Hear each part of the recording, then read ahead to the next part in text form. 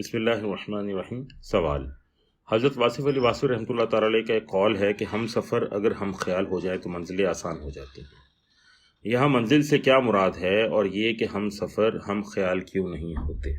جواب: منزل سے مراد وہ مقام ہے جس کے بعد کسی اور مقام کی تمنا نہ رہے۔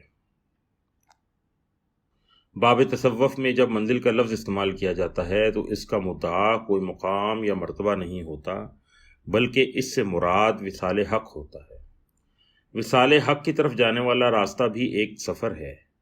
ہم سفروں کا ہم خیال ہونا سنگت تشکیل دیتا ہے، اور منزلیں سنگتوں میں دریافت ہوتی ہیں اور سنگت ہی میں طے ہوتی ہیں۔ اب سوال یہ کہ ہم سفر ہم خیال کیوں نہیں ہوتے؟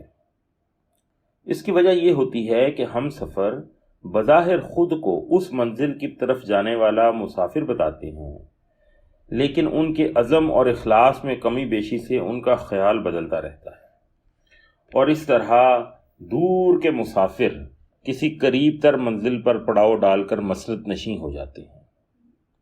اگر منزل ایک ہوگی تو خیال بھی ایک ہوگا، اور لامتناہی منزل کی طرف جانے کے لیے عزم بھی لامتناہی درکار ہوتا ہے۔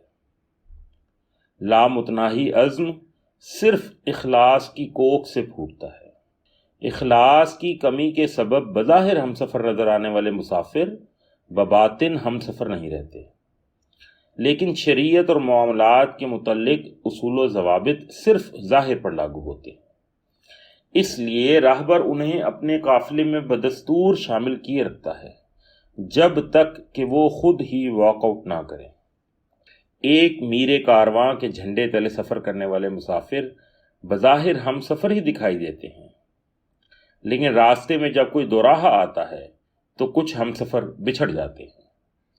بچھڑنے کا عمل کافی توڑ پھوڑ کا عمل ہوتا ہے۔ ہر ٹوٹ پھوٹ کے بعد قافلے کو ایک نئے عزم اور نئی خودی خوانی کی ضرورت پیش آتی ہے، اور راستہ طویل ہوتا رہتا ہے۔